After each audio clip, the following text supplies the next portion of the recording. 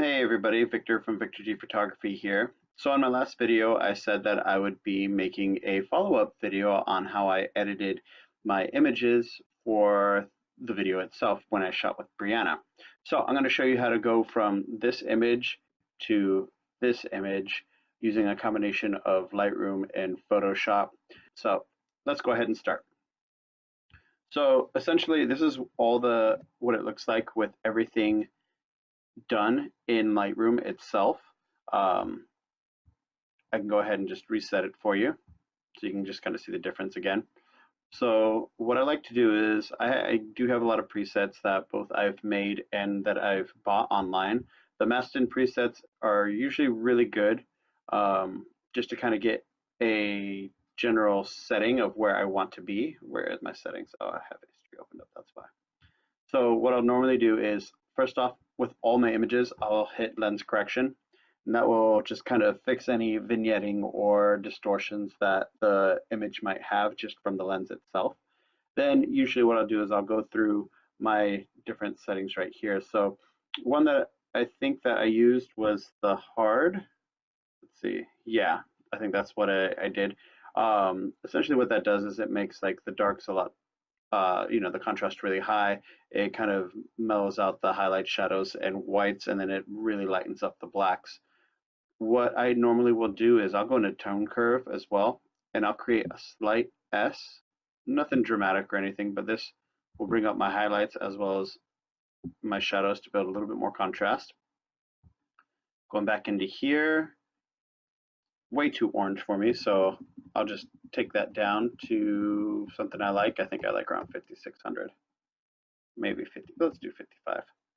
Okay, then let's see, I'm going to drop this down, the highlights down just a little bit. Gonna bring up some shadows, drop down the whites just a tiny bit, and I'm gonna bring up some of the blacks. I'm also gonna expose this just a little bit more. As far as coloring wise, I don't want to mess with the temperature anymore just because it's at a good gray that I have. So what I'll do is actually I'll turn down the vibrance just a little bit, and then if I need to, I'll just do a touch of saturation. And already this is looking much better than, yeah, just a subtle difference, but I like it. So another thing that I'll do is I'll go into effects and I'll go to my vignette. I'll bring a little bit of a vignette in. 30 to 35 is good.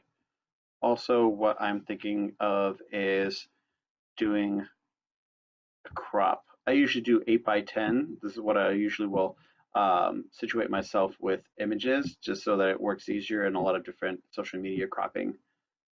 So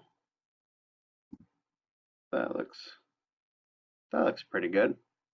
Now, once you have the image to your liking as far as lighting wise, what I just do is I go to edit in and hit my Adobe Photoshop.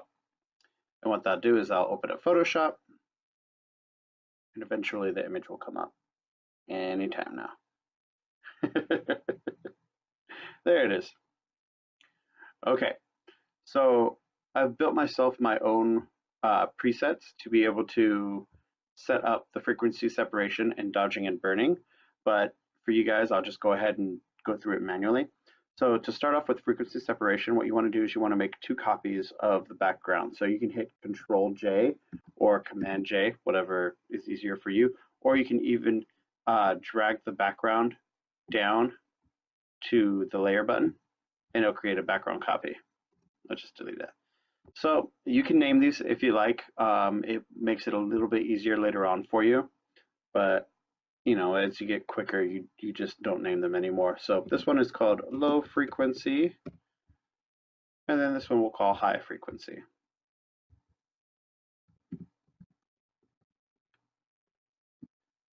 Okay, so let's start off with low frequency. What we're going to do is go into our filter, blur, Gaussian blur. You're going to see a lot of videos that are just going to say the same thing. Go to blur, Gaussian blur, and then let's go ahead and drag this all the way down to 0. We want to find a spot that looks nice. There you go. You see a lot of good pores. And so we're going to drag this up till it's barely visible. I usually will go around 10. You could do 8, 9, depends on how sharp the photo is. So that looks okay. Because we have another one right on top of it, you're not going to see the blurring going on. But so click on high frequency. We're going to go to image. We're going to go to apply image. And what this does is that gives you a couple choices. What you're going to do is you're going to be applying this image to the low frequency image. And what that essentially does is it kind of like layers it on top of each other. But what I want to do is instead of hitting multiply, we're going to subtract and just make sure it says 2 over 128. I'm not exactly sure what these numbers mean, but that's what the standard is. Hit OK, and you should see some type of outline of your original image. So on the right hand side, you're going to go to normal. For your lighting, you're going to go to linear light, click on that, and you should see a perfect representation of what your original image is. Now, next step for you to do is go back to your low frequency. Then you're going to go into your lasso tool. You can hit L, and then you're going to zoom in on parts of the model. So I will start with the forehead.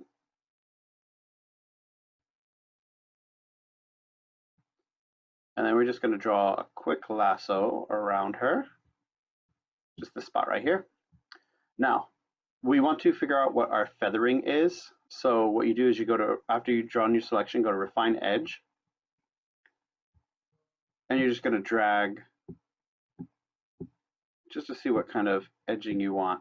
See, that's a little too much feathering for me. 20 to 25 seems to be usually a really good one for me. Now, once you do that, you're actually not going to hit OK. You're going to hit cancel because you're just going to write down this number. So we'll just move it to 20 just to make it fine. All right. So with this still right there, you're going to go now to filter, blur, Gaussian blur again, and we'll bring it down to 0. So focus on this area right here. And as you click, it'll start to make a difference in how it looks with the filter. See, if you get too high, it gets really dark and just horrible. So 19 looks pretty good. Maybe we'll do 20. Well, let's see what 25 looks like. Yeah, that looks pretty good. And so once you do, you just hit enter, and then you're going to go over another spot. You can hit Control or Command F, as in Frank, and it's going to apply that filter, it's going to apply that blur to that part as well. And so what I like to do is I just draw over everything. I don't like to go over hair. I don't like to go over any sharp lines. Just kind of outlining it, and then hit Control F, and it'll apply the frequency separation. So it gives you a different type of context. I'm just gonna kind of blast through it. Not really gonna mess with the chest area so much.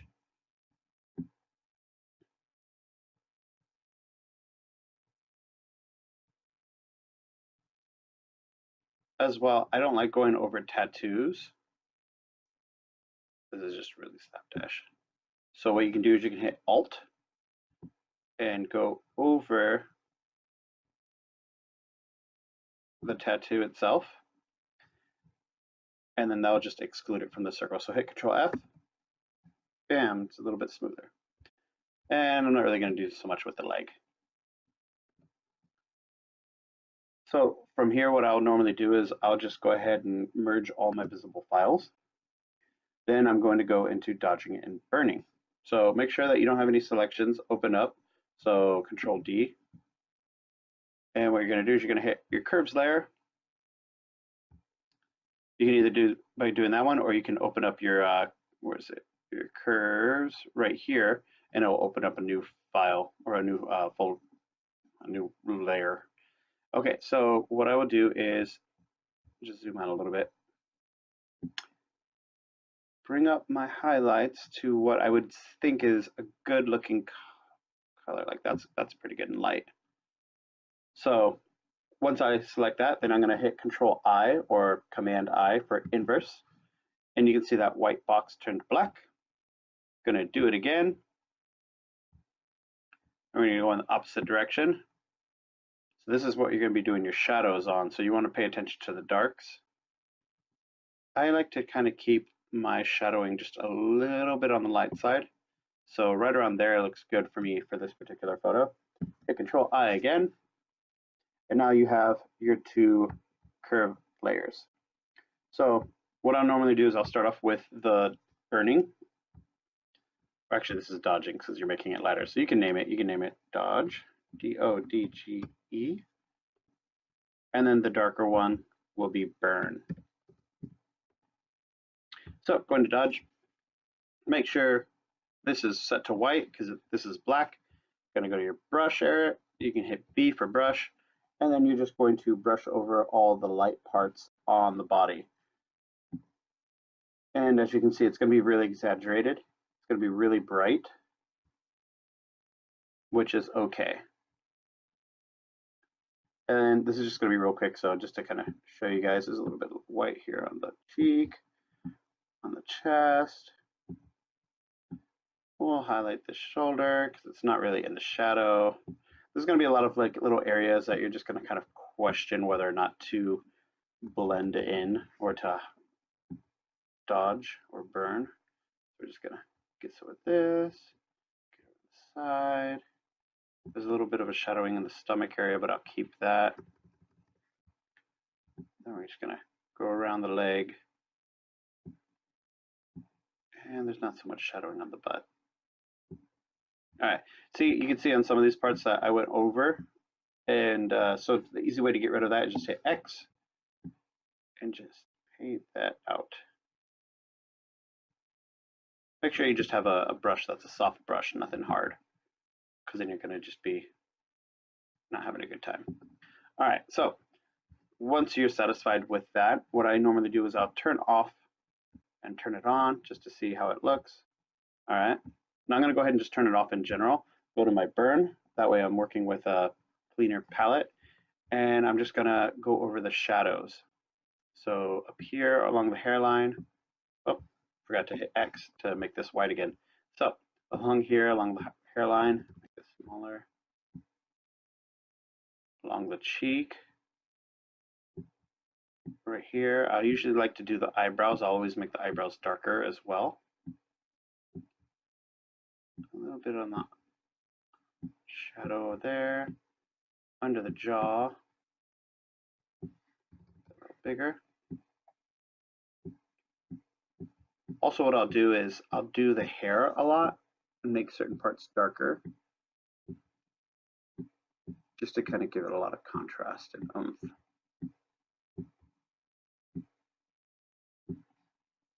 All right, so you have this area right here. Now you can see it's not a dramatic shadowing. It just makes it the darks a little bit more popping. And then also I'll do that part. See, I went over the wrong side, so hit X again, clean that up.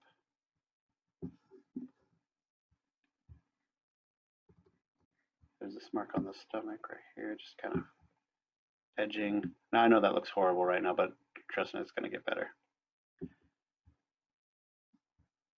So we're going to hit X. We're going to clean that up just a tiny bit, just to make it a little less visible. All right, okay. So let's say that you did it. This is what you want. So you can highlight that one again, and you can see how it looks for you. Next thing I do is I hit Shift and then select both of these, and then Control or Command G will put them into a group.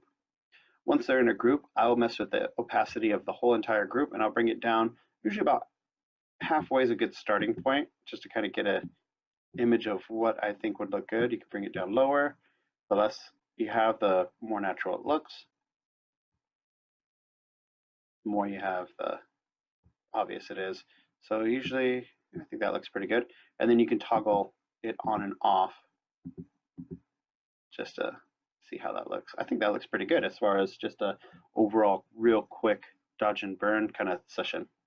So once you're happy with that, Control Shift E, and that will merge all your visible layers. And then we're going to add a background texture to that. So what I'll do is I'll go down to my patterns and I will choose this one. And as you can see, it's kind of pixelated. I'll hit Shift and drag the corners. When you hit Shift, what that does is it constrains the aspect ratio so it doesn't go all crazy, because if you don't, then it's going to be like, oh, all over the place. So that looks pretty good. I'm going to hit Enter, and then I'll render over on top of it.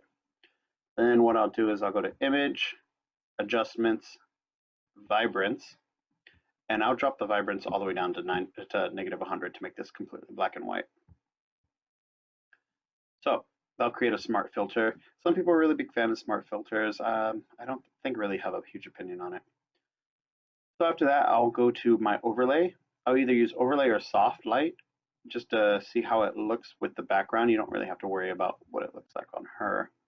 Let's try soft light, see how that looks.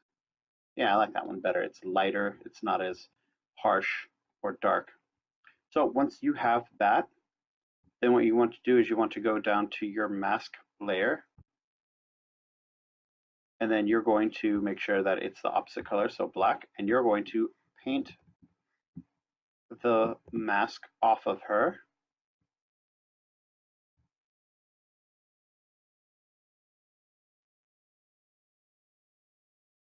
And this is, I'm just going really fast at this. I'm not even using my pen tablet.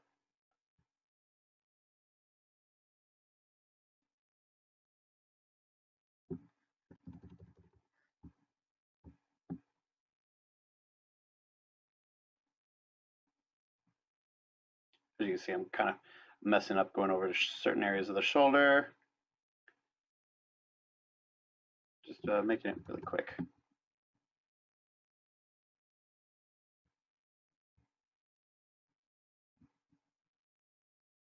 Yeah, that looks fine. Once it's to your liking, hit X again. Make sure you go over spots so it doesn't make it look like you obviously dropped her into the backdrop.